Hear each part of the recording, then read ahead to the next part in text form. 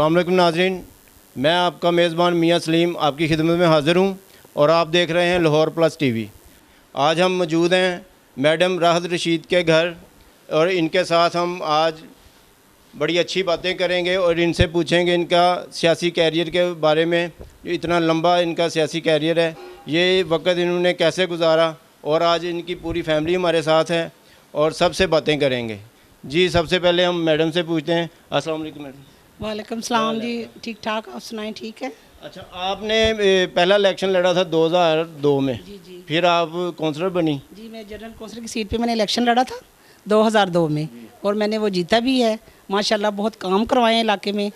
और फिर मैंने ये दोबारा इलेक्शन जो लड़ा है 2005 में, वो दोबारा फिर मैं जीती हूँ। उसके बाद 2015 में तीसरा इलेक्शन हुआ, वो भी मैं जनरल कौंसलर की सीट पे ही जीती।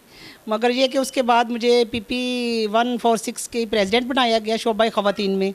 12 यूनियन कौंसिल मेरे अंडर थी और वो हर यूनियन कौंसिल में 12 मेंबर थे लेडीज़ के। उनकी मैंने वो किया, प्रोजेक्ट सारा तैयार किया और मैं उनकी प्रेसिडेंट बन गई। वो भी मैंने बड़ा अच्छा काम किया। उसके बाद अब मैं ज़कात कमेटी की चेयरमैन बनी हूँ और अब मैं PTI से बनी हूँ। दो नून लीग की तरफ से जीते हैं, एक आपने इलेक्शन जमात इस्लामी की तरफ से जीता है। अब हैं ज़कात कमेटी की चेयरमैन मौजूदा, आप वो PTI की तरफ से। तो ये सारा सफ़र कैसे गुजारा आपने?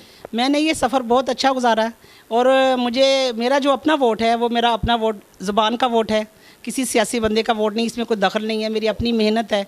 और ये इलेक्शन मैं नून से लड़ूँ या जीम से लड़ूँ, मैं इंशाल्लाह जीतूँगी, क्योंकि मेरा ख़ुद एक अपना किरदार है और मेहनत से ही काम होता है। मेहनत मैं करती हूँ और मुझे अल्लाह ताला उसका फल देता है।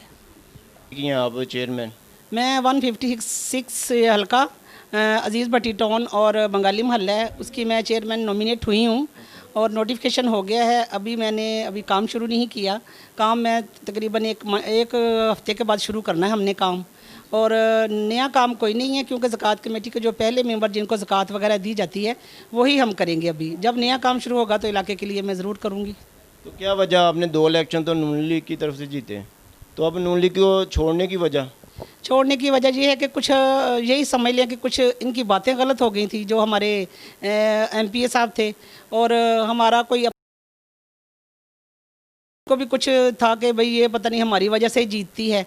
तो फिर मेहनत तो मेहनत ही होती है। फिर मैंने कहा चलें ठीक है, मैं कहीं और से लड़के देख लेती हूँ, शायद मैं गलती पे हूँ कि भी आप लोगों की वजह से जीतती हूँ या मैं खुद अपने वोट खुद लेती हूँ। इसीलिए मैंने फिर दोबारा जमात इस्लामी से लड़ा और अल्लाह का शुक्र है कि मैं ठीक हूँ। अब नून वाले भी ठीक हैं और जमात इस्लामी वाले भी, मैंने अपनी मेहनत से वोट लिए जो लिए। अब आप मुतमिन हैं PTI में आके?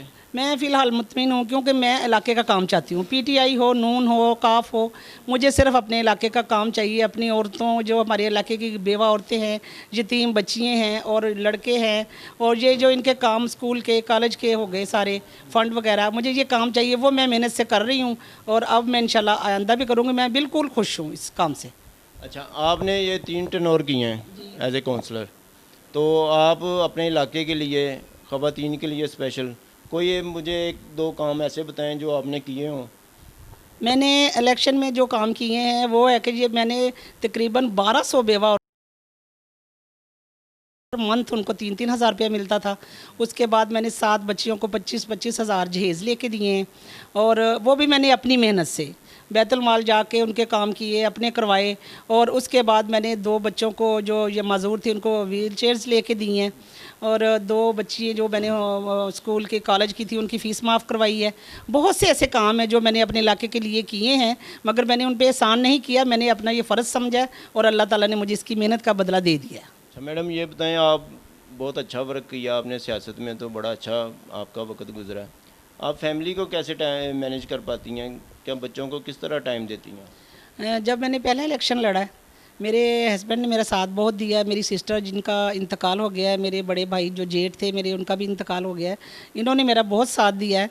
हम सुबह से निकलते थे और जब हम घर आते थे तो उनकी बेगम जो थी, वो मेरी जो जेठानी हैं, वो हमारे बच्चों को संभाल लेती थी। उन्होंने हमारा बहुत साथ दिया, उन्होंने हमारे बच्चों को संभाला है। तो उसके बाद जब 2005 में मैंने इलेक्शन लड़ा, उसमें मैं कुछ बच्ची बड़ी जो थी उसने क्लियर कर लिया था पढ़ाई, वो संभाल लेती थी। मेरी अम्मी थी सास साहबा, और उसके बाद फिर वो बच्चियाँ खुद ही करती रही अपने घर का काम। मैंने टाइम कम दिया है। तो कभी बच्चों की तरफ से कंप्लेन आई हो कि मामा हमें टाइम नहीं देती, या कोई ऐसा प्रॉब्लम जब बच्चे नाराज़ हों, या किस तरह आप करती हैं कि बच्चे खुश हैं कि आप बाहर का काम करो, सियासत हम घर का कर? जब बच्चों को टाइम ना दें वो घबरा जाते हैं और इतराज़ भी करते हैं और कहते हैं मामा क्या किया है। मगर जब अल्लाह ताला हमें तरक्की देता है ना, बच्चे खुश होते हैं कि हमारी मामा जीती है।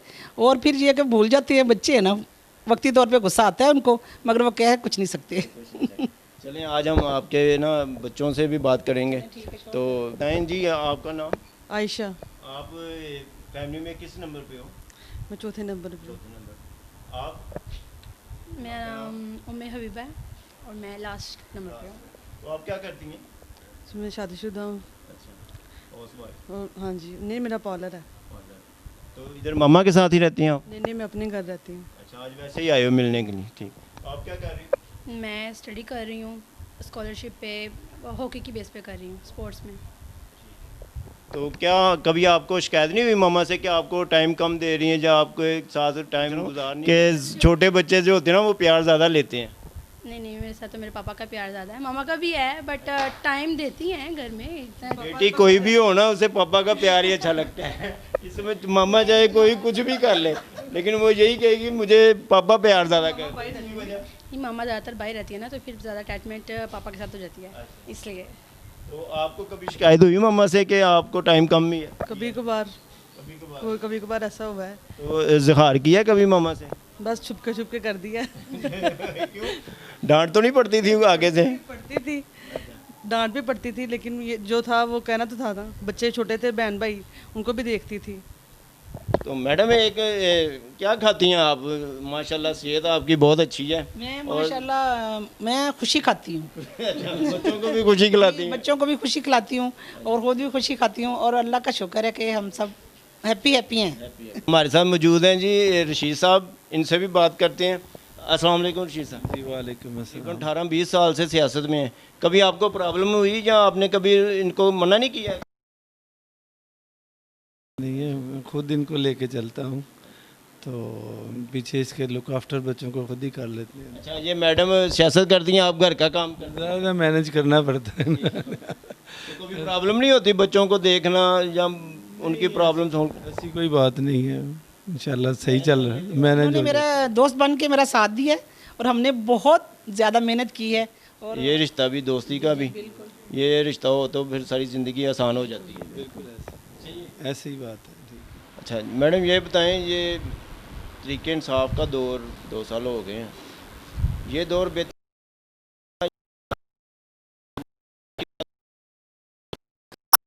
दौर तो पहले ही बेहतर था, क्योंकि जब मुशर्रफ का दौर था वो सबसे बेस्ट था, क्योंकि वहाँ इलाके में लोगों के जो मैंने काम करवाए हैं वो इतने करवाए हैं कि वो भी खुश थे, मैं भी खुश थी। और वो मुशर्रफ का दौर और परवेज़ इलाही का दौर वो A1 दौर था। उसके बाद नून का दौर आया। नून में मैंने जो काम करवाए हैं, शेख रईल असगर साहब जो हमारे MNA हैं, उनसे मैंने बहुत से काम करवाए हैं। और दूसरे नंबर पर ये मलका वहीद MP इन्होंने भी काम किए हैं, इलाके के काम तो बहुत किए हैं। मैं ये बदजन इसलिए हुई, एक बेवा औरत थी, उसका बिल आ गया नलके का, वो बेवा थी और 60,000 बिल भेज दिया उन्होंने, और वो बेचारी रोती हुई मेरे पास आई। मैंने मलका वहीद के पास गई, उसने कहा कि आप हमज़ा शहबाज शरीफ के पास जाएं 1 क्लब में। मैंने वहाँ बड़ी मेहनत तक करके मैं वहाँ पहुँची हूँ, मगर वो है कि शहबाज शरीफ हमज़ा का जो हमज़ा है, उन्होंने मेरी कर देते हैं। और इन्होंने वहाँ इनका जो कोड था कि जिसके काम इन्होंने करने वो मंशा साहब के पास भेजते थे, और जिनके काम नहीं करने थे वो एक कमरे में एक लड़का वहीद बैठता था, उसके पास भेजते थे कि ये वहाँ जाके काम करवाएं। मगर मुझे इन्होंने वहीद के पास भेजा, वो कह रहे जी कर देंगे। इन्होंने वो बेवा औरत का काम नहीं किया, और मैंने फिर वहीं 1 क्लब बैठ के हमज़ा को कहा कि हमज़ा भाई, आप लोगों को मैंने देख लिया जितने आप पानी में हैं। परवेज़ इलाही का दौर था, हम वहाँ काम करने बाहर खड़े हैं, तो परवेज़ इलाही ने हमें अंदर बिठाया है और अपने पास सोफ़े पे बिठा के हमारे काम सुने और किए। वो भी इंसान थे, ये भी इंसान है, मगर इन्होंने किसी को ख़ातर में नहीं लिया। इन्होंने कहा ये काउंसलर है, ये क्या कर लेगी। वो फिर मैं वहाँ बोली, मैं बोल के आ गई, और मेरा इतना दिल इनसे खट्टा हुआ कि नून में भी हम काम नहीं करवा सके। और वो उनका दौर था कि हम वहाँ जाके उनके पास बैठ के, वो भी वज़ीर आला थे, और ये ना वज़ीर आज़म ना वज़ीर आला, ये तो हाथ ही नहीं आते थे। काम हमने क्या करवाने थे, हमारी जहाँ तक दौड़ थी MPA MNA यही थे ना, ये जो हमने काम छोटे मोटे करवाए। तसल्ली होती वो काम नहीं हुआ। और अब ये इमरान खान साहब का दौर आ गया है, हम चले तो हैं इनके साथ, मगर ये है कि इनके दौर में भी लोग बड़े परेशान हैं। लोग क्या, हम खुद परेशान हैं, ज़िंदगी बंदा ही परेशान हो। परेशान है। और ये अपने वर्करों की क्या सुनेंगे, ये तो आवाम की भी नहीं सुनते।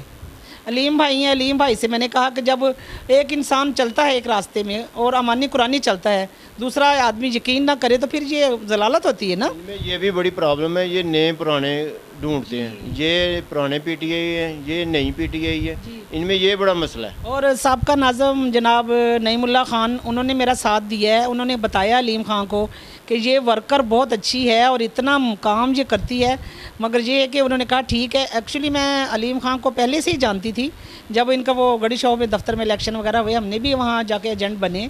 वो खुद बजाते खुद बहुत अच्छे हैं, मगर उन्होंने मुझे रिजेक्ट किया, अच्छा कह दिया। उसके बाद इनकी बहन आई है, कह रही आप हमारे साथ काम करें। मैंने कहा मुझे इलाके का काम चाहिए, आप आ जाएं, अलीम खान आ जाएं, इमरान खान आ जाएं, जो मर्ज़ी आ जाए, मुझे इलाके का काम चाहिए। मुझे बेवा औरतें, ये जवान बच्ची हैं जहेज़ के बगैर बैठी हुई हैं, कह रही हम काम करवाएंगे। मैंने कहा ठीक है। और मैंने इनके साथ ये जो इलेक्शन हुआ, मैंने बहुत मेहनत की इनके साथ भी, मगर ये है कि मुझे उसका कोई सिला नहीं मिला। और अब नईमुल्लाह ने बड़ी मेहनत के साथ उन्होंने मुझे चेयरमैन बनाया है। चेयरमैन तो मैं बन गई हूँ, और आगे भी अगर मज़ीद मैं काम ना करवा सकी तो मेरा तो कैरियर ख़राब हो जाएगा, तबाह हो जाएगा।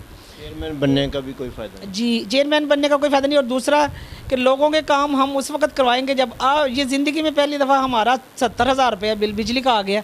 मैंने वो अंदर के अब कोई ब्लैक मेलिंग करती हूँ या कोई ऐसी स्मगलिंग करती हूँ, जो अंदर में हीटर लगाए हुए हैं, पंखे चलते हैं ये, और एसी भी नहीं मेरा चल रहा इस वक्त, और इतना बिल आया। मैं अपने काम के लिए परेशान हूँ, लोगों के काम तो करवाने के लिए बहुत टाइम लगेगा मुझे। अच्छा मैडम, ये बल्दियात आ रहे हैं, तो क्या आपका प्रोग्राम आइंदा के लिए इलेक्शन में हिस्सा लेना है? इलेक्शन में मैं इंशाल्लाह हिस्सा लूँगी, क्योंकि जो मेरे अपने वोटर हैं वो तो मेरे ही रहेंगे, और इंशाल्लाह वो मुझे वोट भी देंगे। और जहाँ तक दौड़ होती है ना, और जहाँ तक मैं मेहनत करूँगी उनके काम करवाऊँगी, और इंशाल्लाह अपनी सीट में भी इंशाल्लाह करूँगी। अल्लाह ताला आपको इज़्ज़त दे, कामयाबी भी दे। जी, आज बड़ा मज़ा आया आपसे बात करके, आपकी फैमिली से मिलके बड़ा अच्छा लगा है। अब हम आपसे इजाज़त चाहेंगे।